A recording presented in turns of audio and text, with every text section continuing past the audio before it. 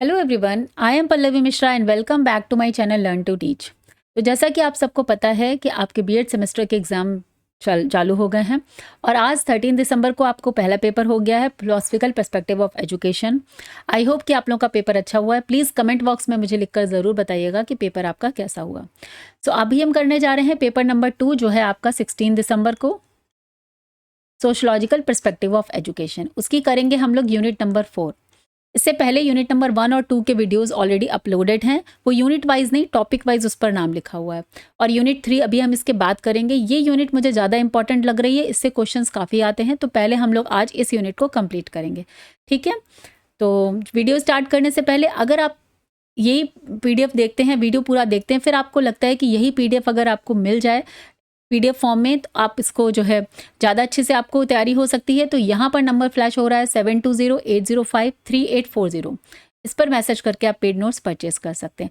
Otherwise जो लोग paid notes नहीं परचेस करना चाहते हैं तो प्लीज़ आप कॉपी और पेन लेकर बैठिए और जैसे जैसे वीडियो बढ़ रहा है आप अपना जो है पॉइंट वाइज नोट्स लिखते जाइए। एक तो आपकी राइटिंग प्रैक्टिस भी हो जाएगी और साथ में आपको वो टॉपिक भी तैयार हो जाएगा। ठीक है, तो आप लोगों के लिए छोटी सी टिप थी। जो लोग चैनल पर पहली बार आए हैं तो उनको मैं बताना चाहूँगी कि यहाँ पर मैं सेमेस्टर 1, सेमेस्टर 2, सेमेस्टर 3 और सेमेस्टर 4 बीएड के चारों सेमेस्टर की प्रिपरेशन कराती हूँ। एफिलिएटेड कॉलेज हो चाहे कानपुर यूनिवर्सिटी के या कानपुर यूनिवर्सिटी से। ठीक है, तो आप चैनल को सब्सक्राइब कर लीजिए और अगर वीडियो आपको यूज़फुल और इन्फॉर्मेटिव लगता है तो लाइक और कमेंट ज़रूर किया करिए। मुझे भी एक मोटिवेशन और इनकरेजमेंट मिलता है आप लोगों के लिए यूज़फुल वीडियो बनाने के लिए। तो चलिए वीडियो स्टार्ट करते हैं। तो चलिए देखते हैं। सबसे पहले right to education act 2009, the right of children to free and compulsory education act 2009, commonly known as the RTE Act. Okay, it is a landmark legislation passed by the Parliament of India to provide free and compulsory education to all children between 6 to 14 years. तो ये जो right to education act है इसका नाम free and compulsory education act बोलते हैं, इसे RTE के नाम से भी जानते हैं, कॉमनली नोन एज आरटीई। ठीक है, तो ये पार्लियामेंट ऑफ इंडिया की तरफ से जो है क्या इसमें डिसाइड है कि प्रोवाइड करना है फ्री और compulsory education to 6 to 14 years age तक के बच्चों को। ठीक है, it came into effect 1 April 2010 को ये इफेक्ट में आया। It gives effect to article 21A of the constitution which was inserted by the 86th constitutional amendment act 2002। तो जो हमारे संविधान में 2002 में एक एक्ट लाया गया था 86th अमेंडमेंट में कि एजुकेशन को फंडामेंटल राइट वहाँ पर बताया गया और इसको आर्टिकल 21A में, जहाँ पर हमारे फंडामेंटल राइट्स सब एडेड हैं आर्टिकल में, वहाँ पर इसको ऐड किया गया। तो उसी को और सपोर्ट करने के लिए हमारा ये राइट टू एजुकेशन एक्ट 2009 में आया, जिसको फिर 1 अप्रैल 2010 से ये लागू हो गया। ओके, अब इसके ऑब्जेक्टिव्स देख लेते हैं। ओके, नेक्स्ट देख लेते हैं इसके ऑब्जेक्टिव क्या होते हैं। आरटीएक्स के ऑब्जेक्टिव है to provide free and compulsory elementary education class 1 to 8th 1 to 8th तक के बच्चों को फ्री, और कंपलसरी का मतलब है यही है कि उनको ज़रूर आप जो उनका पूरा ऑर्गेनाइजेशन है, मीन्स आपको लेकर आना है बच्चों को स्कूल तक पढ़ाने के लिए।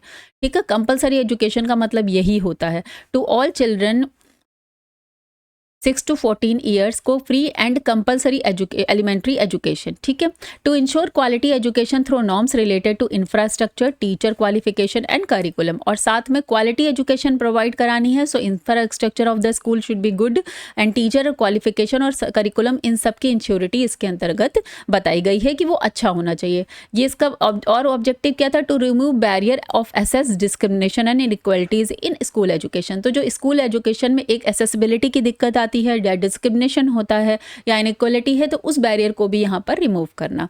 To promote inclusive education for all, और साथ में इंक्लूसिव एजुकेशन जो सभी के लिए प्रमोट करना, जैसे आपका 4th पेपर है इंक्लूसिव एजुकेशन, जहाँ पर यही उसका मतलब है कि सभी बच्चों को एक छत के नीचे पढ़ाना, किसी के साथ कोई भी डिस्क्रिमिनेशन नहीं होना चाहिए on the basis of caste, creed, gender, religion and also disabilities.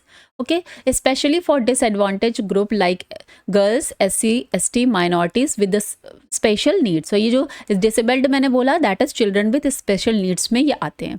Okay, तो इन सारे जो ऑब्जेक्टिव तो उसका मेन यही था कि इन सारे बैरियर्स को एजुकेशन से रिमूव करना, जिससे बच्चे जो हैं फ्री एजुकेशन को प्राप्त कर सकें। तो वी ऑल नो दैट कि जो गवर्नमेंट स्कूल होते हैं उसमें RT एक्ट के तहत ही उनको फ्री एजुकेशन प्रोवाइड कराई जाती है। 1st से लेके 8th ग्रेड तक के बच्चे फ्री में पढ़ते हैं और उसमें जो है आपको यूनिफॉर्म, बुक्स और जितनी भी सुविधाएं होती हैं, मिड डे मील भी उनमें प्रोवाइड कराया जाता है, जिससे कि बच्चे कम आके अपनी किसी तरह का जो बैरियर है उनके एजुकेशन में वो ना हो। नाउ इसका की प्रोविजंस क्या थे? सेक्शन 3 में लिखा था right to free and compulsory education to every child. Section 8 and 9 में क्या लिखा हुआ? Duties of central and state government and local authorities. तो यहाँ पर एक तरह से ड्यूटी ये बन जाती है सेंट्रल और स्टेट गवर्नमेंट की और साथ में लोकल अथॉरिटीज़ की, ठीक है, कि बच्चों को आप स्कूल तक कैसे लेकर आएँ, इसके लिए उनको इनकरेज करना। तो लोकल अथॉरिटीज़ का ये काम होता है कि आप बच्चों को इनकरेज करें कि वो स्कूल तक आएँ, पेरेंट्स को इनकरेज करें कि वो बच्चों का स्कूल में एडमिशन कराएं।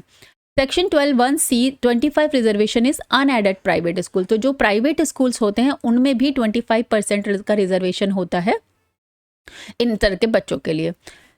सेक्शन 16 का है no child shall be held back in class और एक्सपेल्ड लेटर अमेंडेड। बाद में इसको अमेंड किया गया कि सेम ही क्लास में किसी एक बच्चे को कई साल, जैसे आप बोलते हैं ना कि फेल हो रहा है या पास नहीं हो रहा, तो आप उसको उसी क्लास में नहीं पढ़ाएंगे, रोकेंगे, आप उसको आगे प्रमोट करेंगे और उसके बीच में एक रखा गया कि ब्रिज कोर्स कराएंगे, मतलब थोड़ा सा एक्स्ट्रा पढ़ा के, ठीक है। सेक्शन 17 बैन और corporal punishment and mental harassment, और यहीं से वो भी बैन कर दिया गया कि किसी भी तरह का कोई शारीरिक दंड या मेंटल हैरेसमेंट बच्चों के साथ नहीं किया जाएगा। सेक्शन नंबर 19 में कहा गया school infrastructure and teacher student ratio के लिए भी एक नॉर्म बताया गया, जैसे कि प्राइमरी है 30:1 का रेशियो और सेकेंडरी में है 40:1 का रेशियो। तो इस तरीके टीचर एंड स्टूडेंट का रेशियो भी बताया गया। तो देखिए ये सारे की प्रोविजंस बताए गए। इसका में ग्राउंड पे कितना इसमें देखने को मिल रहा है उस पर आप मत जाइएगा, लेकिन जो आपका एक्ट है उसके अकॉर्डिंग क्या क्या प्रोविजंस है हम लोग यहाँ पर वो डिस्कस कर रहे हैं। Okay, role of teacher under RTE क्या होता है? Use child friendly activity based teaching methods, promote inclusive education and prevent discrimination, maintain records of child's progress without exam up to grade 8th। तो child को आप without exam वगैरह नहीं लेंगे, कोई डिस्क्रिमिनेशन नहीं करेंगे, इंक्लूसिव एजुकेशन को प्रमोट करेंगे और 8 तक के सारे बच्चों को आपको आगे लेकर जाना है। Participate in service training and professional development, और साथ में एज ए टीचर जो गवर्नमेंट टीचर्स होते हैं उनकी समय समय पर सर्विस ट्रेनिंग भी कराई जाती इन सर्विस में। साथ में प्रोफेशनल डेवलपमेंट, खुद को भी आप अपग्रेड करते रहेंगे, जो उनके खुद के जो है क्या कहते हैं उसको इंटरनल एग्ज़ाम्स होते हैं, और साथ में आपको अगर प्रमोशन लेना है तो उसके जो एग्ज़ाम्स होते हैं। तो एज ए टीचर आपका ये रोल रहेगा यहाँ पर। नेक्स्ट आता है अब इसके क्या क्या इम्पैक्ट देखने को मिले उस पर भी बात करते हैं। सिंस ये फ्री और कंपलसरी हो गई तो increased enrolment of children in government and private school. तो अभी आप देखेंगे जहाँ भी 20% का कोटा है तो वहाँ पर आपको जो है इस तरह के जो डिसएडवांटेज्ड ग्रुप के बच्चे हैं वो आपको वहाँ पर देखने को मिलेंगे अच्छे स्कूल्स में, प्राइवेट स्कूल्स में, और साथ में गवर्नमेंट स्कूल में भी चिल्ड्रन का जो है इनरोलमेंट बढ़ गया। Helped improve school infrastructure and teachers quality. तो टीचर्स की क्वालिटी इंप्रूव ऐसे ही हो जाती है क्योंकि अब हर कोई देखते ही हैं आपके, अगर बीटीसी टीचर भी बनना है या टीचर बनना है तो आपको BTC BEd plus CTET qualify करना है। तो सीटेट वही चीज़ है जिसकी वजह से आप एग्ज़ाम है, अगर एज आपको टीचर बनना है तो वो मिनिमम क्वालिफिकेशन आपके पास होनी चाहिए। तो this means teacher quality of teacher should be improve. तो इससे हेल्प हुआ उसको। Empowered parents and communities through school management committees. तो अब क्या हो गया इसमें और ज़्यादा जो है इस पावर, मतलब पेरेंट्स भी थोड़े से एम्पावर्ड हो रहे हैं, कम्युनिटीज़ भी क्यों हो रहे हैं? क्योंकि देखिए एक तो मिड डे मील का जो एक प्रोग्राम लाया गया उसके थ्रू बहुत सारे लोगों को रोज़गार भी मिला उसमें काम करने के लिए, और साथ में जो है कम्युनिटीज़ में भी ये जो है स्कूल मैनेजमेंट जो करते हैं इस तरीके के, तो वो पेरेंट्स को और कम्युनिटीज़ को जो है अवेयर करते हैं कि कौन कौन सी सरकार की तरफ से आपको जो है सर्विस योजनाएं हैं जो आपको लिए प्रोवाइड कराई जा रही हैं, तो उनको उस तरह से अवेयर भी कराते हैं। Broad attention to equity and inclusiveness education, और साथ में जो है इक्वालिटी की बात करते हैं, इंक्लूसिवनेस की बात करते हैं इन एजुकेशन में, ठीक है। तो ये इसके इम्पैक्ट हुए ब्रॉड हो, क्योंकि जब सारे बच्चे किसी भी एरिया से हैं, सब साथ में बैठ के खाना खा रहे हैं, साथ में बैठ के पढ़ रहे हैं, देखिए बच्चों के बीच में कभी भी कोई डिस्क्रिमिनेशन नहीं होता है। वो तो जब बड़े होते हैं और उनके पेरेंट्स और फैमिली से उनको पता चलता है अच्छा वो ये हैं वो ये हैं, then they start behaving like that. Otherwise बच्चे तो उनको क्या पता, उनको तो इस तरह की कोई चीज़ें पता नहीं है कि अच्छा वो नीचे है, वो ऊपर है, वो अपर है, वो लोअर है, लाइक दिस, ठीक है। तो बच्चे जब एक साथ स्कूल में पढ़ते हैं तो वो एक साथ खेलते हैं, उनके लिए फ्रेंड्स मैटर करते हैं, उनकी क्लास और रिलीजन और कास्ट ये सब कोई मैटर नहीं करती। चैलेंजेस इन इम्प्लीमेंटेशन, अब इसमें चैलेंजेस कहाँ कहाँ पे आ रहे थे? Poor infrastructure in rural and remote areas. तो सिंस ये सारे स्कूल्स जो हैं गवर्नमेंट स्कूल्स गाँव-गाँव में ज़्यादा बने, तो वहाँ पर एक इंफ्रास्ट्रक्चर उतना अच्छे से डेवलप नहीं था, तो एक ये चैलेंज है इसके इम्प्लीमेंटेशन में। Lack of trained teachers in some states, अब सम स्टेट्स में ट्रेन्ड टीचर्स की भी कमी हो रही है, ठीक है। और एक तरह से ये भी है कि बहुत सारे अच्छे टीचर्स जो हैं वो गाँव-गाँव बहुत रूरल में जाके पढ़ाना भी नहीं चाहते हैं। अगर वो वेल क्वालिफाइड हैं, ट्रेन्ड है, तो वो जाएँगे शहर में अपना जॉब लेने के लिए। लर्निंग आउटकम्स रिमेन लो डिस्पाइट इंक्रीज्ड एसेस, और साथ में जो है एसेस इनके अकॉर्डिंग यही है कि असेसमेंट कम था, रीच कम हुई, तो इसलिए लर्निंग आउटकम भी उतना अच्छा यहाँ पर नहीं आ रहा है। और many private schools resist the 75% reservation clause, और बहुत सारे जो, क्योंकि ये आपने एक बनाया, लेकिन बहुत सारे प्राइवेट स्कूल हैं इस चीज़ को फॉलो नहीं करना चाहते 25% रिजर्वेशन क्लॉज। वो भी आपके स्कूल के मैनेजमेंट पर डिपेंड करता है कि भाई अगर 25% फ्री आपको देना है ना, तो आप कितना उसको करना चाहेंगे या नहीं करना चाहेंगे, ठीक है। तो दीज आर द थिंग्स, इसलिए चैलेंजेस भी आते हैं इस तरह की चीज़ों को इम्प्लीमेंट करने में। अब आपको आता है feature of RTE act 2009। Question इस तरह से आता है, जितना मैं इस टॉपिक के बारे में पढ़ा रही हूँ, अगर आपको जो है शॉर्ट में आता है तो आप इंट्रो प्लस फीचर लिखिए, और अगर लॉन्ग में आता है तब तो पूरा एज इट इज़ लिखेंगे आप, ठीक है। मैं बार बार आपको क्वेश्चंस भी बताते चलती हूँ कि कैसे लिखना है। Free and compulsory education, guarantee free education for children age 6 to 14 government and government aided schools. Equal opportunities provide कराना, हमने डिस्कस कर लिया free and compulsory education. Equal opportunities provide कराना कि prohibited discrimination based on caste, gender, religion और socio economic status भी, this means rich and poor, okay. Neighbourhood schools encourage children to enroll in schools within their locality to improve access। तो neighbourhood के school, पहले तो ये भी हुआ था कि 1-1 किलोमीटर पर ही आपको प्राइमरी स्कूल्स बनाने हैं, जिससे बच्चे वहाँ पर जा सकें, उनके आने जाने में कोई खर्चा ना हो, या वहाँ तक उनको एसेसिबिलिटी ना हो पाए स्कूल की, ठीक है। Private schools obligations, mandate private school to reserve 25% of seats for economic weaker section.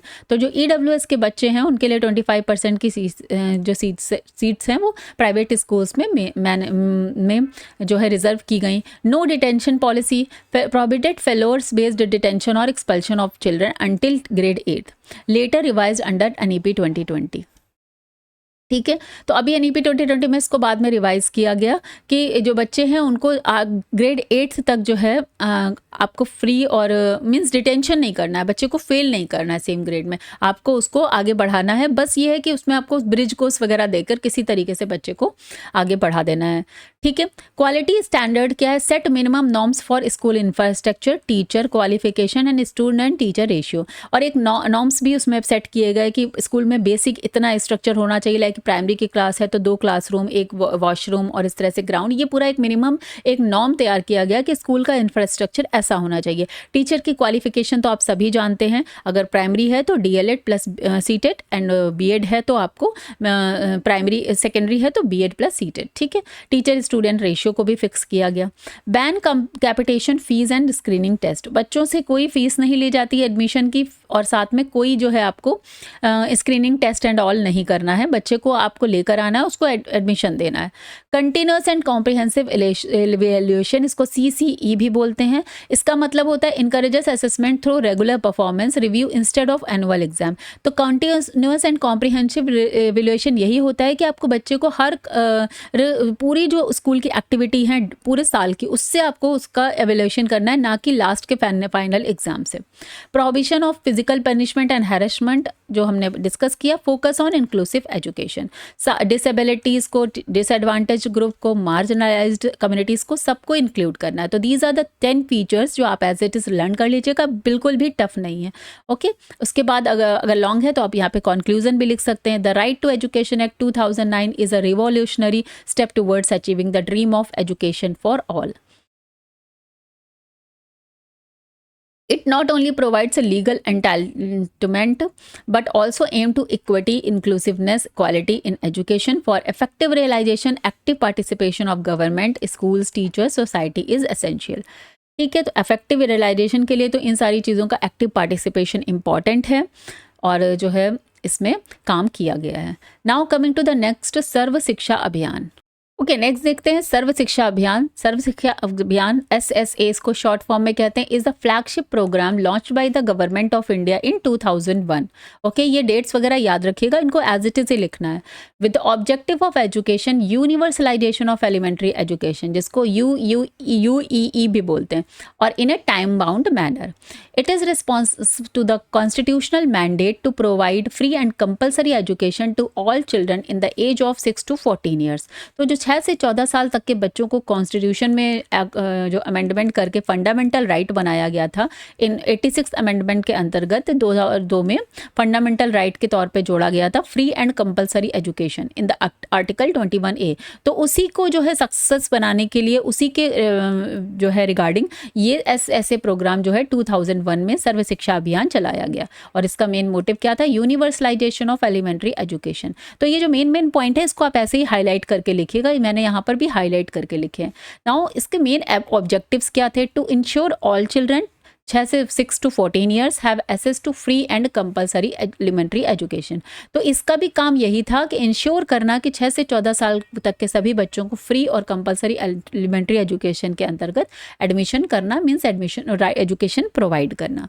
To improve infrastructure and quality of education, to bridge gender and social category gaps in elementary education, to focus on inclusive education specially for girls, SC ST minorities and children with special needs, to improve retention, learning outcome and reduce dropout। देखिए ये main objectives दोनों के आपको similar ही दिख रहे होंगे, क्योंकि हाँ ये 2001 में आई और इसके बाद अगेन 2009 में वापस से लिटिल बिट मॉडिफिकेशंस के बाद RT एक्ट को भी शामिल किया गया। ठीक है, तो जैसे जैसे हमारी गवर्नमेंट चेंज होती है और जैसे जैसे हम लोग कुछ और अपडेट करते हैं तो अपने अकॉर्डिंग उसका नाम चेंज हो जाता है। तो मेनली मोटिव यही है कि 6 से 14 साल के बच्चों को फ्री और कंपलसरी एजुकेशन प्रोवाइड करना, जिसमें स्कूल के इंफ्रास्ट्रक्चर को इम्प्रूव करना, उनको क्वालिटी ऑफ एजुकेशन देना, कोई डिस्क्रिमिनेशन नहीं रखना on the basis of caste, gender, religion, creed and जो है disability, means children with special needs, उसके बेसिस पे कोई कहीं पे आपको डिस्क्रिमिनेट नहीं करना है। इंक्लूसिव एजुकेशन पे फोकस करना है, और इसका मेन काम अगेन यही था कि रिटेंशन करना बच्चों, क्योंकि बच्चे क्या हो रहे थे, स्कूल में एडमिशन लेते थे लेकिन फिर पूरा नहीं पढ़ रहे हैं, थोड़े दिन बाद छोड़ दे रहे हैं। तो वो रिटेंशन को इम्प्रूव करना, लर्निंग आउटकम लेकर आना, उनका रिजल्ट बेटर करना, और ड्रॉप आउट रेट्स जो है उनको कम करना। तो मेन ऑब्जेक्टिव्स में आपको RT और SSA सिमिलर ही दिखेगा। SSA and role of teacher again यहाँ पर सिमिलर दिखेगा। Teacher under SSA are train to use childrens child centred and activity based methods. ठीक है, तो ये दोनों का ऑब्जेक्टिव सेम ही होगा। CCE continuous and comprehension evaluation was promoted, focus on multilingual teaching and specially in tribal and rural areas. तो उस समय ट्राइबल और रूरल एरियाज पर ज़्यादा फोकस किया गया है 2001 में। मल्टीलिंगुअल टीचिंग का मतलब क्या है कि जिस लोकल एरिया में आपका स्कूल है तो वहाँ पर उस भाषा में भी आपको पढ़ाना है, अपनी मदर टंग में, उनकी मदर टंग में भी पढ़ाना है, साथ में जो मेन हिंदी इंग्लिश लैंग्वेज होती है उनमें भी पढ़ाना है। Teacher are encourage to be community mobiliser and facilitator. Community mobiliser का मतलब है कि एज ए टीचर आपको भी, आप जिस गांव के स्कूल में पढ़ा रहे हैं, रूरल एरिया में पढ़ा रहे हैं, तो वहाँ के पेरेंट्स को कम्युनिटी में जाकर बताना कि हाँ भाई ये ज़रूरी है और ये किस तरह से ज़रूरी है, उनको अपने बच्चों को एडमिशन कराने के लिए प्रोत्साहित करना, इनकरेज करना। ओके, बाद में क्या हुआ? Integrated with other schemes. लेकिन 2018 में SSA was merge into RMSA, इसको रमसा भी बोलते हैं, और राष्ट्रीय माध्यमिक शिक्षा अभियान RMSA। बाद में इसको जो 2001 में SSA आया था, 2018 में इसको RMSA से इमर्ज कर दिया गया, जिसको बोलते हैं राष्ट्रीय माध्यमिक शिक्षा अभियान। ओके, माध्यमिक मीन्स यहाँ पर क्लास 12 तक की शिक्षा की बात की गई। And teacher education to form Samagra Shiksha Abhiyan covering pre school to senior secondary level, class 12। उसके बाद क्लास 12 तक को ये जोड़ा गया, और ये कहाँ पे आया? समग्र शिक्षा अभियान, जो अब इसका नाम हो गया है। ठीक है, तो टीचर एजुकेशन और रमसा और SSA के साथ सबको मर्ज करके नाउ इसका नाम अभी क्या है? समग्र शिक्षा अभियान। 2018 में ये किया गया। Now coming to the next, achievement and characteristics दोनों इसमें देख लेते हैं। इंक्रीज इनरोलमेंट रेट्स, तो इसमें क्या हुआ? इनरोलमेंट रेट्स मतलब बढ़ गया। स्कूल में बच्चे ज़्यादा से ज़्यादा एडमिशन कराने लगे, गर्ल्स और मार्जिनलाइज्ड ग्रुप में भी एनरोलमेंट रेट बढ़ा, reduction in drop outs, school छोड़ना जो है वो रिडक्शन हुआ, drop out rates have decline due to mid day meal schemes, scholarships and community involvement. तो समझ में आ गया भाई, मिड डे मील का प्रोग्राम भी लॉन्च किया गया इसीलिए, जिससे बच्चे, क्योंकि जब बच्चा गरीब है उसको खाने को नहीं है तो वो पढ़ाई कैसे करेगा, तो इसलिए अगर आपने उनको स्कूल में एक टाइम का खाना देने का कोई ऐसा प्रोग्राम बनाया तो उससे पेरेंट्स को भी लगता है कि चलो बच्चा पढ़ेगा भी और एक टाइम का खाना भी खा लेगा। तो मोस्ट ऑफ द यही करते थे। Improved infrastructure, built new schools, classrooms, toilets, drinking water facilities, improve the learning environment. तो ये सारी चीज़ें इंफ्रास्ट्रक्चर पर काम किया गया, टॉयलेट्स वगैरह की हाइजीनिक टॉयलेट्स, क्लासरूम्स वगैरह बनाए गए, ड्रिंकिंग वाटर पे काम किया गया। तो इन सब में ये इसका अचीवमेंट में आता है। टीचर रिक्रूटमेंट एंड ट्रेनिंग, और उसके बाद से टीचर का appointment, trend lakhs of teacher, enhancing the quality of education. उसके बाद कई लोग एक साथ, एक टाइम हुआ था कि कई सारे बीटीसी और बीएड के टीचर्स को भर्ती कर लिया गया था, उनको रिक्रूट कर लिया गया था। Bridging gender gap, promoted education for girls through schemes like Kasturba Balika Vidyalaya, Gandhi विद्यालय। तो ये भी अभी आगे आप पढ़ेंगे, इसके लिए अलग से ये इसका ब्रिजिंग का काम कर लिया, गर्ल्स की एजुकेशन को भी प्रमोट हुआ यहाँ से। Support for child with disability, जिन बच्चों को डिसेबिलिटी होती है, किसी तरह की डिफ़िकल्टी है पढ़ने में, उनको जो है ऐड किया गया, इंक्लूड किया गया इसके अंतर्गत। Technology integration, digital learning, smart classroom and E content improve for teaching learning process. ये तो प्राइवेट स्कूल की ही बात है, वहाँ पे इंक्लूड ये सारी चीज़ें हुई। Community participation, strengthen local governance in education through school management committees. तो जो स्कूल के मैनेजमेंट की कमेटी है और साथ में लोकल गवर्नेंस है, वो उनके बीच में एक जो है कम्युनिकेशन स्टार्ट हुआ कि कैसे आप स्कूल में ये सारी चीज़ों को इम्प्लाई कर सकते हैं। वहाँ से फंड्स एंड ऑल रेज हुए। Mid day meal scheme, improve nutrition and attendance rates, making education accessible to under privileged children. देखिए मिड डे मील स्कीम, ये भी स्कीम बहुत इसी तरह का उसमें खाना देने की प्रावधान है जो न्यूट्रिशियस फूड हो। ये अलग बात है कि जो पेपर्स में होता है वो फ्लोर पे आपको नहीं देखने को मिलता है, ये दुर्भाग्य भी है एक तरीके से, लेकिन अब उसके लिए हम नहीं कर सकते। जो कुछ प्रोविजन है वो हम यहाँ पर पढ़ रहे हैं। और ऐसा नहीं कि हर जगह होता है, बहुत स्कूल्स अच्छे भी हैं और उनमें प्रॉपर इस तरह के सारे रूल्स जो हैं वो फॉलो भी हो रहे हैं। फाउंडेशन फॉर आरटी एक्ट 2009, और इसको एज ए फाउंडेशन भी माना जाता है, जो आरटी एक्ट बाद में चल के 2009 में आया। ऐसे play a key role in implementing the right to education, making schooling a fundamental right. Okay, तो इसका बहुत बड़ा रोल रहा।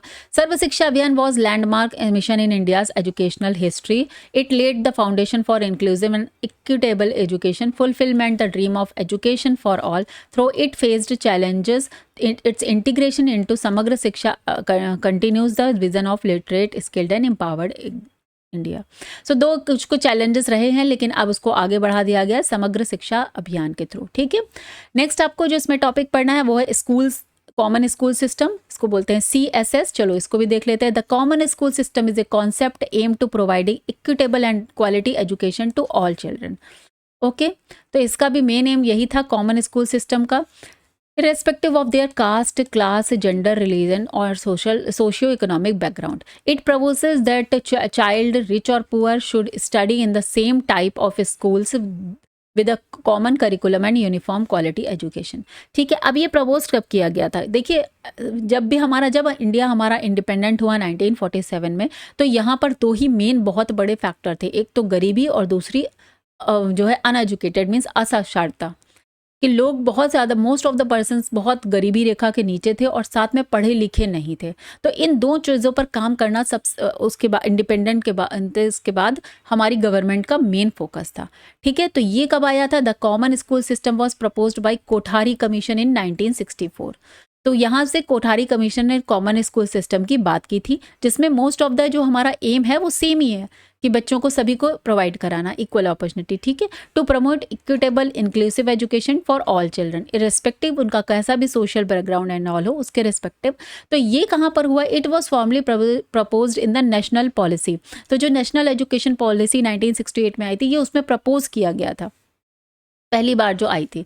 It was not fully implemented across India, लेकिन ये फुल्ली तरह से इम्प्लीमेंट नहीं हो पाई थी पूरे इंडिया में। ठीक है, इसीलिए बाद में दूसरी लानी पड़ी। Objectives of the common school, अब इसके ऑब्जेक्टिव क्या थे? To provide equal educational opportunities to all, ठीक है। To eliminate social discrimination and equality from the education system. Inequality को डिस्क्रिमिनेशन जो सोशल, आप सभी जानते हैं कि स्टार्टिंग में जब इंडिया इंडिपेंडेंट था, फिर बाद में हम सभी जानते हैं कि जब इंडिया जो है आफ्टर इंडिपेंडेंस 1947 में, फिर कितनी सारी जो है यहाँ पर समाज में भी कितनी कुरीतियाँ थी, उन सबको करते करते आज 75 साल हो रहे हैं।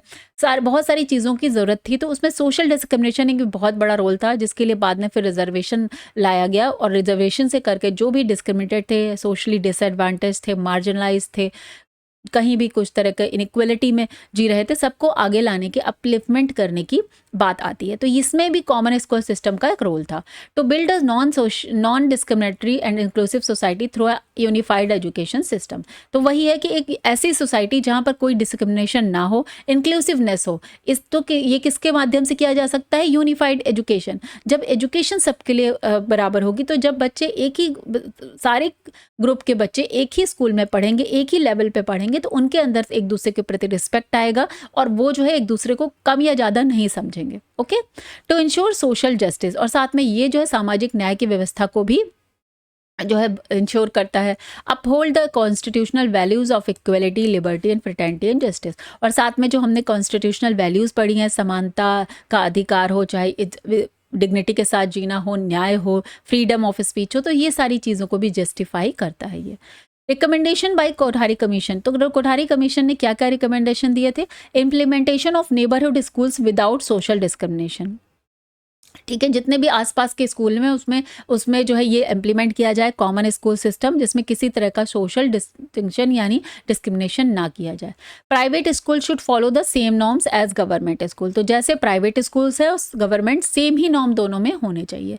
Stop capitation fee and commercialisation of education, तो इन्होंने कॉमर्शलाइजेशन ऑफ एजुकेशन को भी बहुत नकारा था और कहा था कि इस पर रोक लगनी चाहिए, क्योंकि अगर प्राइवेट स्कूल्स की आप फीस देखिए, आजकल इतना सब होने के बाद भी आज भी अगर आप प्राइवेट स्कूल में जाते हैं तो लाखों की फीस है कि कोई नॉर्मल जो है इंसान उसको अफोर्ड नहीं कर सकता, जबकि ये इसके बात स्टार्टिंग में ही हो गई थी। बट वही है कि गवर्नमेंट चेंज होती हैं, पॉलिसीज़ चेंज होती हैं, और साथ में बहुत सारी चीज़ें और भी चेंज होती हैं।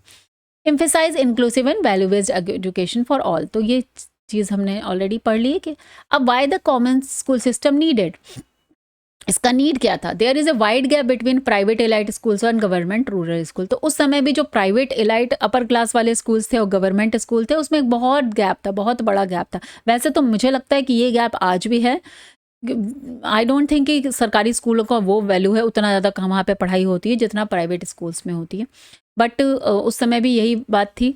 Unequal assessment led to social segregation and equal educational disparity.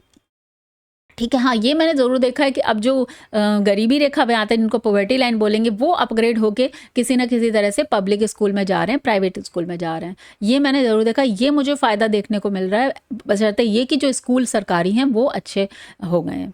ठीक है, तो अनइक्वल है वो सोशल सेग्रीगेशन था कि भाई जो जिसके पास पैसा है, जो इकोनॉमिक स्टेटस उसका अच्छा है, वो अच्छे स्कूल्स में जा रहा है। Children from poor families are often denied quality education due to economic barriers and uniform school system foster equality, national integration and collective development.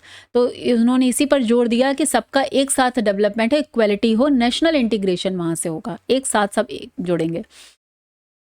Now coming to the characteristics लिखने को आती है, तो आप कैसे लिखेंगे? Equal educational opportunities ensures that children from all background receive the same quality education. Neighbourhood schools, every children should attend a school in their locality, reducing discrimination and segregation. ठीक है, eliminating of social inequality, quality education for all, no discrimination in admission. तो ये सारी चीज़ें हमने already discuss की हैं, बस इन्हीं को यहाँ पर डिस्क्राइब करके लिख दिया गया है। Government responsibility, the state must ensure that all school met and common standard of infrastructure, teacher and curriculum। तो गवर्नमेंट को ये जो है रिस्पॉन्सिबिलिटी थी कि वो ये इंश्योर करें कि जो है स्कूल्स जो हैं वो कॉमन जो स्टैंडर्ड ऑफ एक इंफ्रास्ट्रक्चर बनाया गया कि क्या क्या सेफ्टी मेजर्स होने चाहिए, कौन कौन सी चीज़ें होनी चाहिए स्कूल में, तो वो टीचर कैसा होना चाहिए, करिकुलम कैसा होना चाहिए, ये गवर्नमेंट को इंश्योर करना चाहिए। Free and compulsory education, promote करना है फ्री एजुकेशन को अप टू सर्टेन लेवल, यहाँ पर लेवल डिसाइड नहीं हुआ। Integration of various boards, encourages a unified education system instead of multiple parallel board, government and private. Okay, तो integration कई board का एक साथ किया जाए। Holistic development, focus on overall personality development through academic, arts and sports, holistic development पे focus किया। और साथ में democratic and inclusive in learning environment, encourages participation, equality and community involvement in school. तो डेमोक्रेटिक इन्वायरमेंट तो तभी होगा ना जब इक्वलिटी की माहौल होगा, ठीक है, सभी के लिए एजुकेशन है, सभी का इक्वल पार्टिसिपेशन है, सभी को इक्वल अपॉर्चुनिटीज़ हैं, तो डेमोक्रेटिक वैल्यूज़ तो वहाँ से जनरेट हो जाती हैं। The common school system is a visionary idea aim to achieving the constitutional goal of equality in education. Although implementation is challenging, it remains essential for building an inclusive, democratic and just society. तो अभी यहाँ पे देखिए conclusion भी समझ में आ गया है कि ऑल्दो ये बहुत चैलेंजिंग था, बिकॉज एक बड़ी लेवल पे ये सब चीज़ें थी, तो इसको एक सिस्टम में बांध के रखना it's means very challenging. But कहीं ना कहीं ऐसा नहीं है कि कुछ भी सुधार नहीं हुआ है, बहुत सुधार हुआ भी है। आज लोगों पढ़ाई के महत्व को समझते हैं। आप खुद ही नोटिस करिएगा, जो भी बच्चे, जो भी लोग काम कर रहे हैं, वर्कर ग्रुप के भी हैं, उनके बच्चे पढ़ के अच्छा कर रहे हैं, ठीक है। तो ऐसा नहीं है कि है ही नहीं बिल्कुल भी, लेकिन हाँ अभी ज़्यादा ज़रूरत है और ज़्यादा। For a truly equitable India, the dream of one nation one school system must be pursued with commitment and sincerity.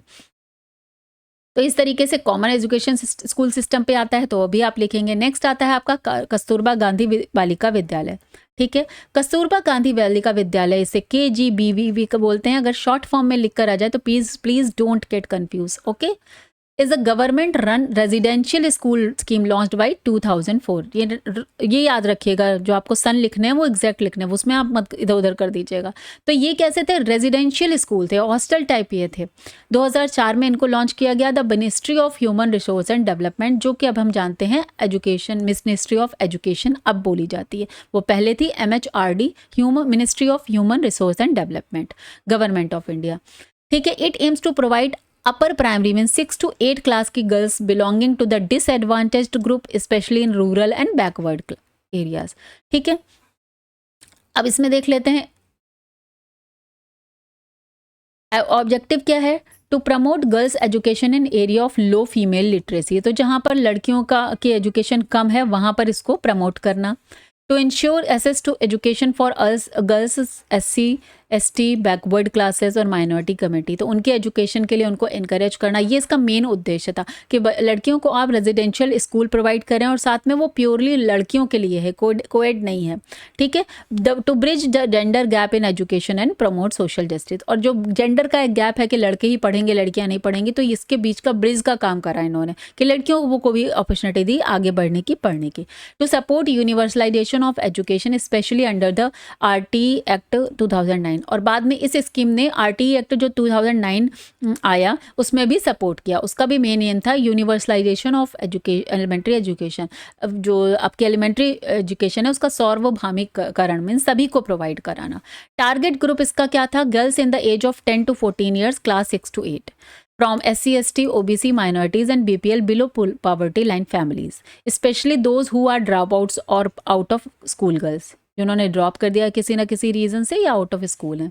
अब इसमें टाइप क्या थे देख लेते हैं। 3 or 4 types of school models under KGBV based on the number of girls enrolled. अब model 1 100 girls only grade 6 to 8, अगर model 2 क्या 50 गर्ल्स, मॉडल 3 क्या 50 girls with primary classes 1 to 5, model 4 क्या अपग्रेडेड टू क्लास 12 अंडर सर्व शिक्षा अभियान। तो इस तरीके से 4 टाइप के जो मॉडल्स थे वो थे कस्तूरबा गांधी बालिका विद्यालय के, कि जो 100 लड़कियां मॉडल, एक स्कूल का अगर मॉडल है तो उसमें 6 to 8 क्लास की होंगी, 50 होंगी या तो 50 होंगी। इसके अलावा 50 गर्ल्स जो हैं वो प्राइमरी सेक्शन की, और अपग्रेड हो जाएंगे क्लास 12 तक वो समग्र शिक्षा अभियान में, क्योंकि बाद में वो समग्र शिक्षा अभियान जहाँ है वहाँ उन स्कूलों में भी पढ़ सकती हूँ। अब यहाँ पर आता है अचीवमेंट क्या रहा, increase female literacy in rural and backward district. तो इससे जो जो औरतों की शिक्षा है उस पर काफ़ी प्रभाव पड़ा, वो लोग एजुकेट होना स्टार्ट हुए। Reduced school drop out rates among girls, तो लड़कियाँ अब इस तरह से, जो कि आपको रहने खाने की सुविधा मिल रही है, तो आपका जो ड्रॉप आउट रेट है लड़कियों का वो भी कम हुआ। Encourage early marriage delay through education, अब जो कि अर्ली मैरिज यहाँ पहले लड़कियों की कर दिया थी, तो उसमें भी वो भी डिले हुआ अब, क्योंकि एजुकेट हो रही हैं, पढ़ रही हैं कि हमें क्या करना है, क्या हमारे स्वास्थ्य के लिए अच्छा है, क्या आगे हम कुछ कर सकते हैं। और empowered girls through life skill training and vocational courses, और साथ में लड़कियों को तरह तरह की ट्रेनिंग भी प्रोवाइड कराई गई, जिससे वो अपने रोजगार के लिए भी काम कर सकें। अब इसका रीसेंट डेवलपमेंट क्या है, इंटीग्रेटेड अंडर समग्र शिक्षा अभियान।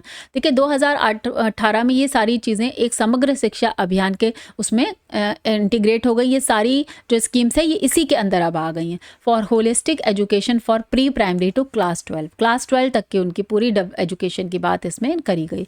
Now includes stem education, digital learning and gender sensitive curriculum. इसका मतलब है, स्टेम एजुकेशन का मतलब है science, technology, engineering and mathematics. Okay, तो ये इसका फुल फॉर्म होता है स्टेम एजुकेशन का। और साथ में many KGBVS have been upgraded to secondary and senior secondary. तो अभी तक तो उसमें क्लास 6 to 8 तक था, लेकिन इनको अपग्रेड करके अब सेकेंडरी और सीनियर सेकेंडरी लेवल पर भी अपग्रेड किया गया है। एग्जाम्पल के तौर पे हम देख लेते हैं, कस्तूरबा बालिका विद्यालय झारखंड और उत्तर प्रदेश में इनरोल्ड ट्राइबल और Dalit girls who have never been to school. वो ही स्कूल का, the school provides only not only education but also health checkups, self defence training, counselling, empowering them to become confident and self reliant.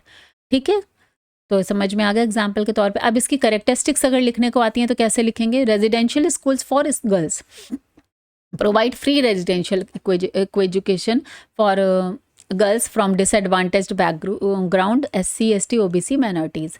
Focus on dropout girls. Designed to bring back to school जो लड़कियां छोड़ गई हैं उनको वापस लेकर आना.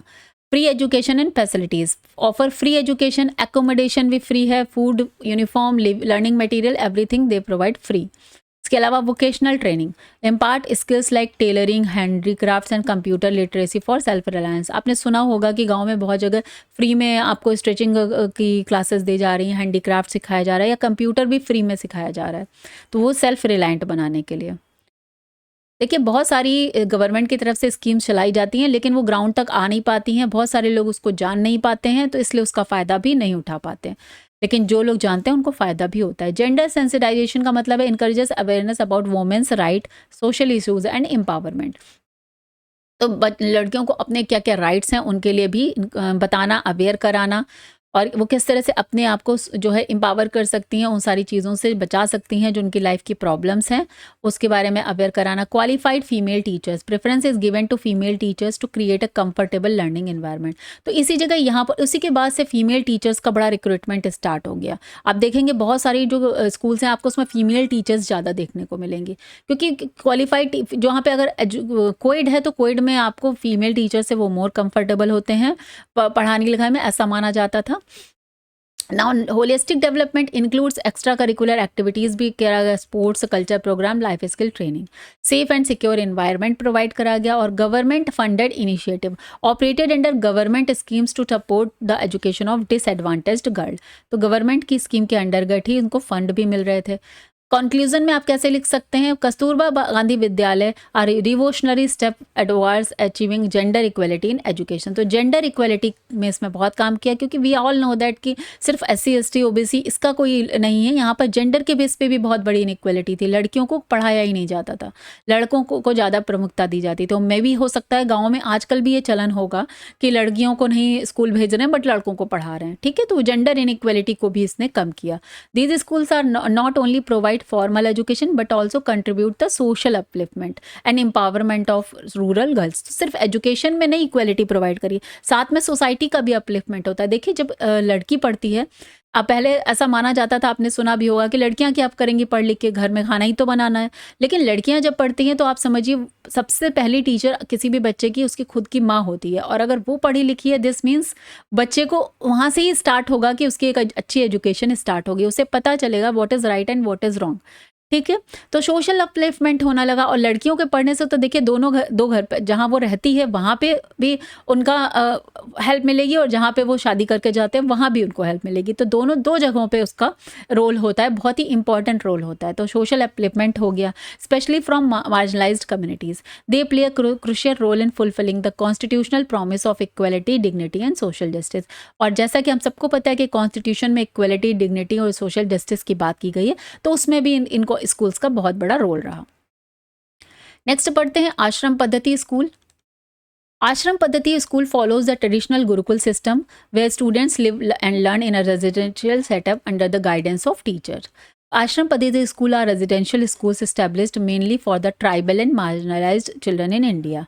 तो ये उन्हीं के लिए करेगा स्कूल, मार्जिनलाइज और ट्राइबल जो स्टूडेंट्स थे। These schools follow a Gurukul style आश्रम like environment that combined education with discipline, moral values and life skills in natural and community setup. तो ये थोड़ा सा आश्रम पद्धति जैसे बोला तो थोड़ा नेचुरल सेटअप होगा, थोड़ा कम्युनिटी लाइक सेटअप होगा। They are part of efforts to provide equal educational opportunities to children from ST, economically disadvantaged background who live in remote areas, where formal schools are unavailable and inaccessible. तो जहाँ पर formal schools जो हैं उतने अच्छे से available नहीं है, रिमोट एरियाज़, वहाँ पर आपको आश्रम स्कूल्स देखने को, पद्धति के स्कूल देखने को मिलते हैं। It emphasise holistic education, self discipline, moral values and practical life skills to nurture well round individual. तो सभी तरह की शिक्षा यहाँ भी प्रोवाइड करी जाती है। ऑब्जेक्टिव्स क्या है? रेजिडेंशियल सिस्टम होता है गुरुकुल के स्टाइल में, ओके, हॉस्टल का मिलता है। होलिस्टिक एजुकेशन की बात यहाँ भी की जाती है, फोकस किया जाता है ऑल राउंड डेवलपमेंट पर, मॉरल, फिजिकल, इंटेलेक्चुअल ग्रोथ सभी की बात की जाती है। सेल्फ सफिशिएंसी, बच्चों को डेली कोर्स के लिए इंगेज करना, उनको सिखाना। जैसा कि आपने सुना होगा कि हॉस्टल्स में, आश्रम में सारे बच्चे अपना काम खुद करते थे। गुरुकुल जो पहले हमारे इंडिया में वैदिक काल में थे, ठीक है, तो उसी के बेसिस पर बच्चों को खुद अपने काम के लिए प्रमोट करना, साथ में खुद डिसिप्लिन रहना, खुद अपनी चीज़ों के लिए रिस्पॉन्सिबल रहना, ये सारी चीज़ें वहाँ सिखाई गई। दिस में value based, this means traditional Indian values, ethics and spirituality भी पढ़ाई जाती है। क्लोज टीचर स्टूडेंट बॉन्ड, तो क्लोज टीचर और स्टूडेंट का बॉन्ड बड़ा क्लोज होता है। द टीचर को गुरु एज ए एक्ट करते हैं, mentor, guiding students in both academic and personal development. Experimental learning होती है, एक्सपेरिमेंट यहाँ पर, तो student learning is integrated with real life experiences. तो एक्सपेरिमेंशियल लर्निंग होती है, तो इंक्लूड करेंगे इसमें जैसे एग्रीकल्चर को, क्राफ्ट को, वोकेशनल ट्रेनिंग को। Simple and natural life style रहेगी। Students follow discipline routine like yoga, meditation and healthy living, ठीक है, तो ये सिंपल लाइफ रहेगी। वो हॉस्टल्स जो इंजीनियरिंग कॉलेज के होते हैं वैसे नहीं। Cultural integration encourages the preservation and promotion of Indian culture, language and tradition. तो इससे क्या होता है, एक जो कल्चर इंटीग्रेशन होता है कि हमारे जो इंडिया की रूट थी उसके बारे में बच्चों को इनका बताना, और प्रिवेंट भी होते हैं इससे, प्रमोशन भी होता है। Community living promotes a team network, cooperation and mutual respect among student. तो सारे स्कूल जब बच्चे जब हॉस्टल में रहते हैं तो वो एक दूसरे का सहयोग से ही रहते हैं, बिकॉज वहाँ पेरेंट्स तो हैं नहीं।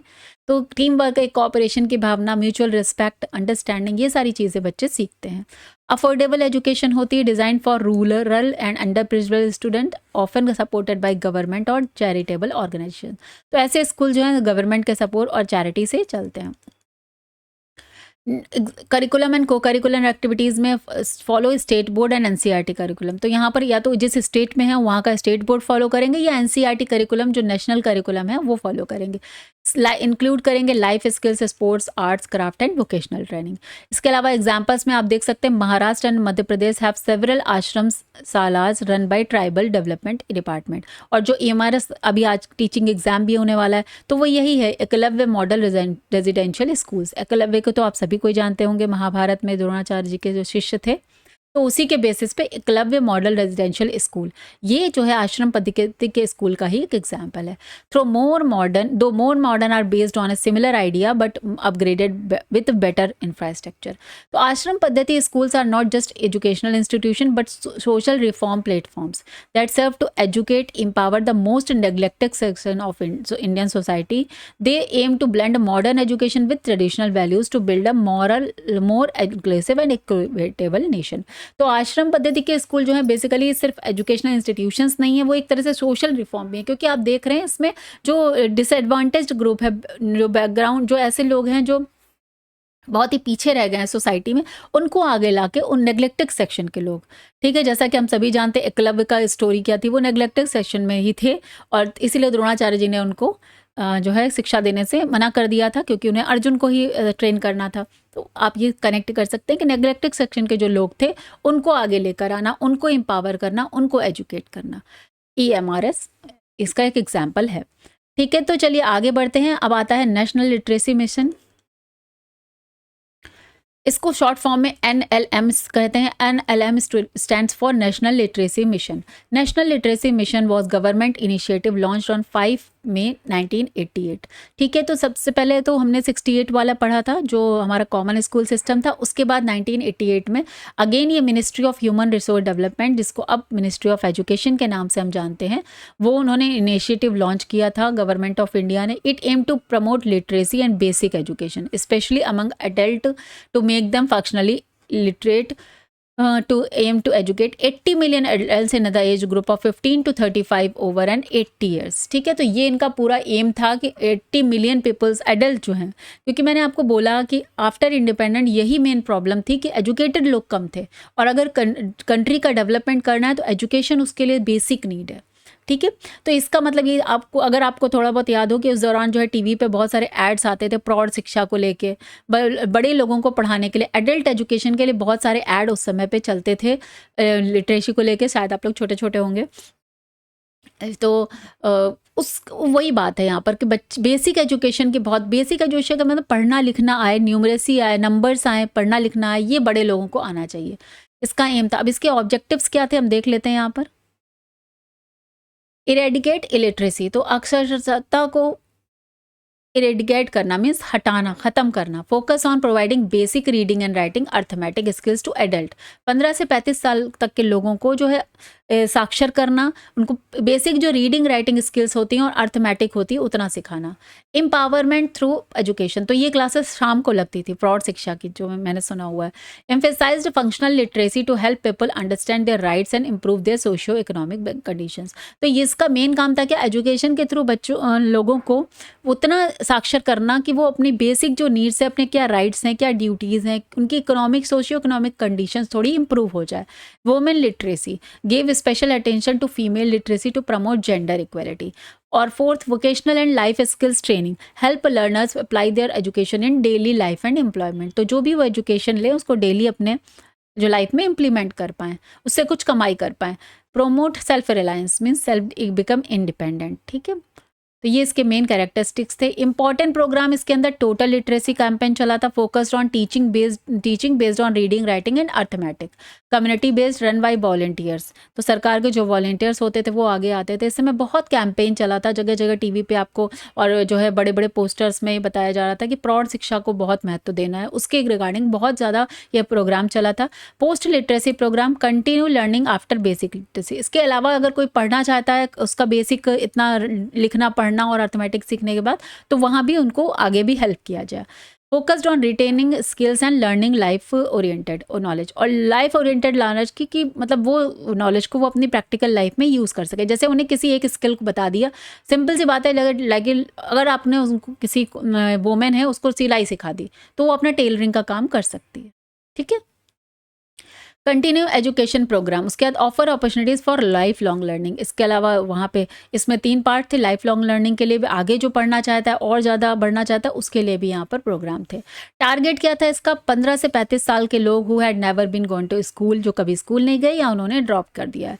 Specially focus on women, SC ST minorities and rural poor, तो जो गरीब लोग हैं, गाँव के लोग थे, सो SC ST इन सब पे ज़्यादा फोकस किया गया। फीचर्स इसके क्या थे, use of volunteer based teaching, trend community volunteers, तो जो खुद पढ़े लिखे वॉलंटियर हैं वो आगे आके लोगों को पढ़ाएंगे। District level implementation with local participation, obviously जो गांव के पढ़े लिखे लोग हैं वो जाके गांव के लोगों को पढ़ाएंगे। डिस्ट्रिक्ट लेवल पे इसका इम्प्लीमेंटेशन किया गया। Promoted women's empowerment, community participation, तो वुमेन्स एम्पावरमेंट यही है कि लोगों औरतों को हैंडीक्राफ्ट सिखा देना, टेलरिंग सिखा देना और कई तरह की चीज़ों, उनको छोटी छोटी चीज़ें सिखा देना जिससे वो अपने जीवन यापन का काम काम शुरू कर सकें। Use flexible teaching methods and local language material. तो यहाँ पर क्या किया गया था, जो टीचिंग मैथड्स भी वही यूज़ किए गए जिनसे वो अपने दिन का रूटीन हटा के बाद में शाम को आके पढ़ सकें। लोकल लैंग्वेज में ही उनको सिखाया गया। अचीवमेंट क्या थे, help millions of adult to become literate.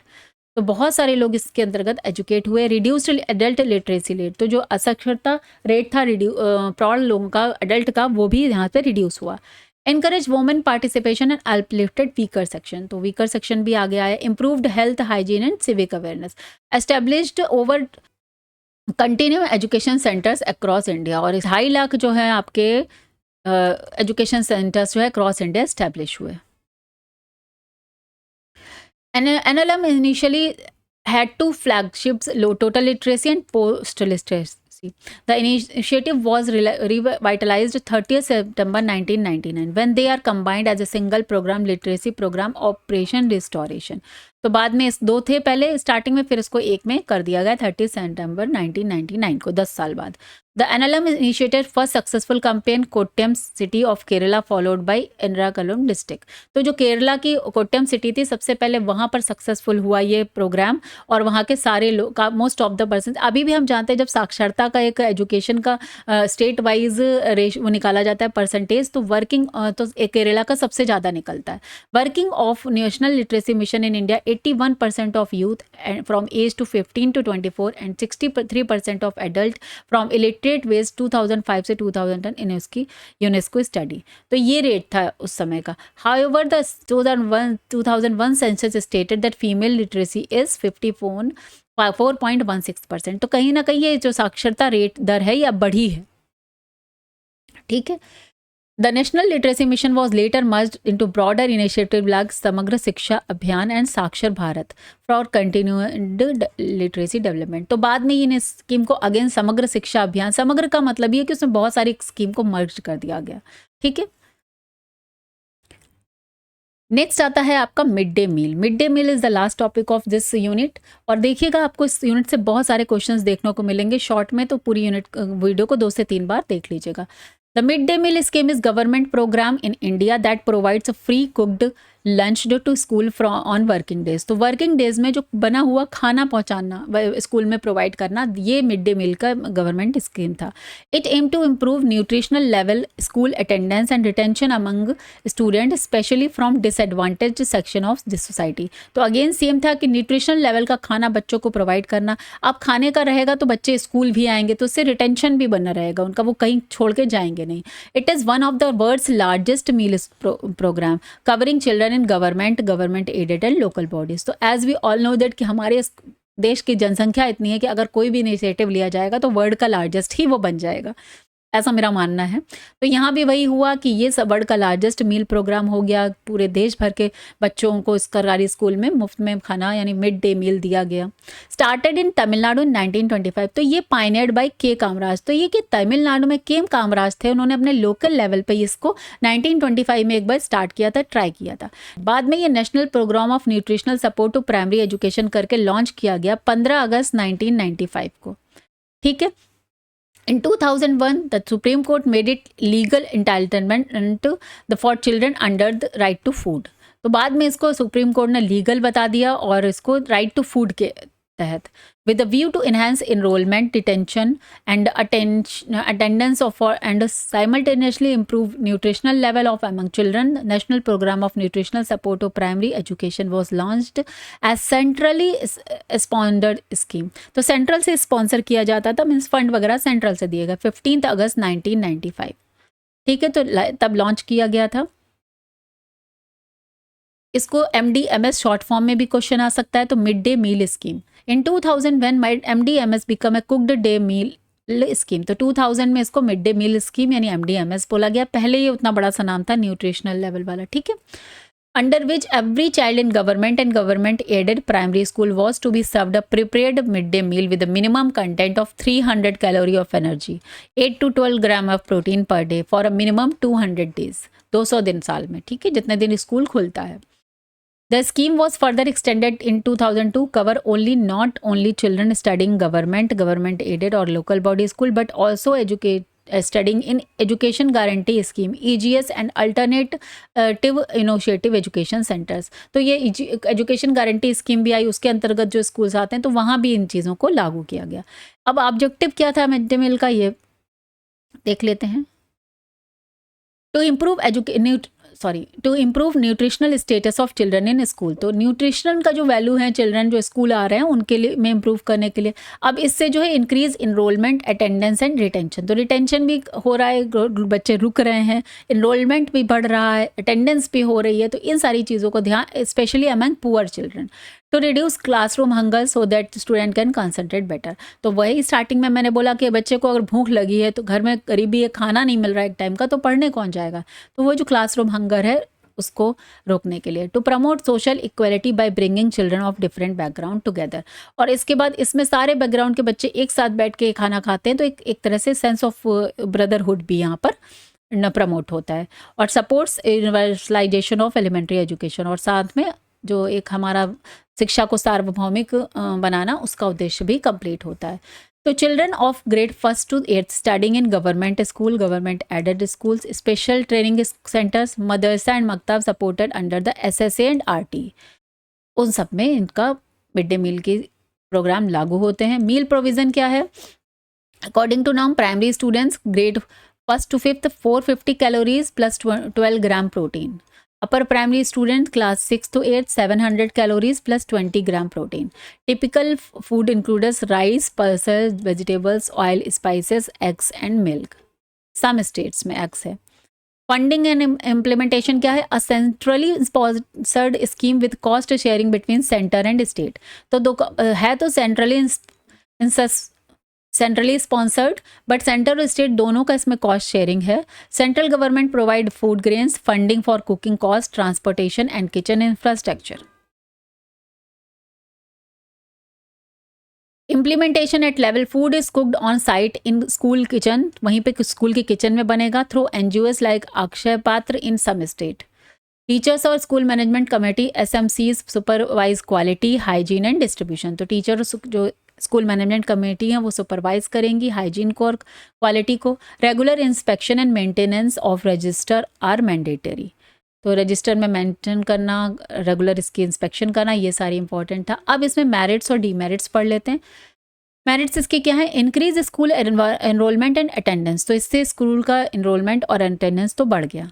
Reduce drop out rate भी कम हो गया, भाई बच्चे बीच में ड्रॉप आउट नहीं कर रहे थे स्कूल को। इम्प्रूव न्यूट्रिशन एंड हेल्थ, बच्चों को खाना भी मिल रहा था भरपेट। तो मॉल न्यूट्रिशन जो अनीमिया है उसमें कमी आई। इन्हेंस हुआ लर्निंग एंड कंसंट्रेशन, लर्निंग जो सीखने का है और कंसंट्रेशन पे भी काम हुआ, वो भी फोकस्ड हुआ। Promote social equality, social equality भी यहाँ पर प्रमोट हुई। इसके अलावा सपोर्ट वुमेन एम्प्लॉयमेंट, जो महिलाएं वहाँ पर खाना बनाती थी और काम करती थी, सब्जी काट रही, तो उनका एक वुमेन एम्पावरमेंट भी हुआ, एम्प्लॉयमेंट उनको मिला। बूस्ट लोकल इकोनॉमी और increase demand for local sourced grain, vegetable and food items. तो अब बच्चों स्कूल में बच्चों के लिए जो लोकल मार्केट थी वहाँ भी उनका इकोनॉमी बूस्ट हुई। अब इसकी डीमेरिट क्या हो गई वो भी पढ़ लेते हैं।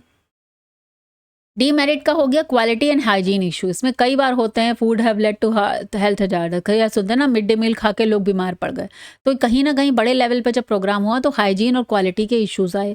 करप्शन एंड मिसमैनेजमेंट, तो again we all know that कि जब भी सरकार की तरफ से एक स्कीम आती है तो उसमें बीच में इतना सारा हो जाता है, करप्शन एंड मिसमैनेजमेंट तो हो ही जाता है। ओवरबर्डन टीचर्स, टीचर के ऊपर एक ओवरबर्डन हो गया कि पढ़ाने के साथ उनको खाने की रिस्पॉन्सिबिलिटी ये सब आने लगी। Irregular supply of food material, तो कहीं ना कहीं फूड मटेरियल जो डेली थी उसमें कहीं शॉर्टेज आ रही है, कभी कुछ बन रहा है। आपने खुद ही देखा कि जो इतना कुछ मील में प्रोविजंस हैं उस अकॉर्डिंग बच्चों को नहीं मिलता। I think most of the time खिचड़ी मिल रही है, तो वही एक बेसिक शॉर्टेज फूड मटेरियल की। लिमिटेड न्यूट्रिशनल वैरायटी, तो वही बोला कि लैक मील का जो है ऑफन डाइवर्सिटी वैसे की गई थी लेकिन ऐसा हो नहीं पाया। Infrastructure challenges, many school lack proper kitchen, पानी की व्यवस्था नहीं, स्टोरेज, क्लीनिंग, इन सब की प्रॉब्लम थी। तो ये सारी उसकी डीमेरिट्स भी हैं। Despite these challenges, the midday meal scheme remains one of India's most successful social welfare programs in promoting education and childcare. तो ये सारी कमी थी, लेकिन इसके बाद भी मिड डे मील प्रोग्राम जो है फिर भी सक्सेसफुल माना जाएगा, क्योंकि बहुत सारा इनरोलमेंट बढ़ा, बहुत सारे बच्चे कम से कम बेसिक जो लिटरेसी है आपकी रीडिंग, राइटिंग, अर्थमेटिक, उसको सीख गए. The scheme is now renamed PM पोषण शक्ति निर्माण. ठीक है, तो अब इसको नाम से पीएम पोषण के नाम से जानते हैं from 2021. Expansion to include pre primary students and nutrition garden in school, use technology and mobile apps for real time monitoring. तो इसमें जो है सरकार की तरफ से अब टेक्नोलॉजी का यूज़ करके रियल टाइम मॉनिटरिंग भी की जाती है. कंक्लूजन क्या है? Mid day meal scheme is a powerful initiative that combines health, nutrition, education, social justice. ये आप कंक्लूजन में लिख सकते हैं. Despite challenges, it plays a major role in universalising inventory education, achieving the constitutional goal of equality and dignity for all children.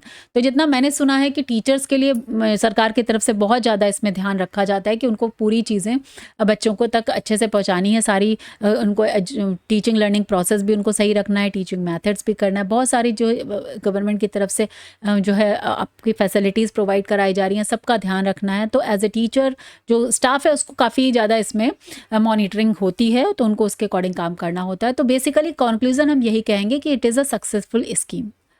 ठीक है, तो यहाँ पर आपकी यूनिट 4 कंप्लीट हो गई. इसमें हमने जितना किया है इसमें से आपको 3 से 4 क्वेश्चन आराम से देखने को मिलेंगे, तो इनको रिवाइज करिएगा. चलिए मिलते हैं नेक्स्ट क्लास में. अगर आपको वीडियो यूजफुल और इन्फॉर्मेटिव लगता है तो एक लाइक और कमेंट करा करिए, मुझे भी इससे मोटिवेशन मिलता है. See you in the next class. Till then bye bye, take care, have a nice day. Thank you.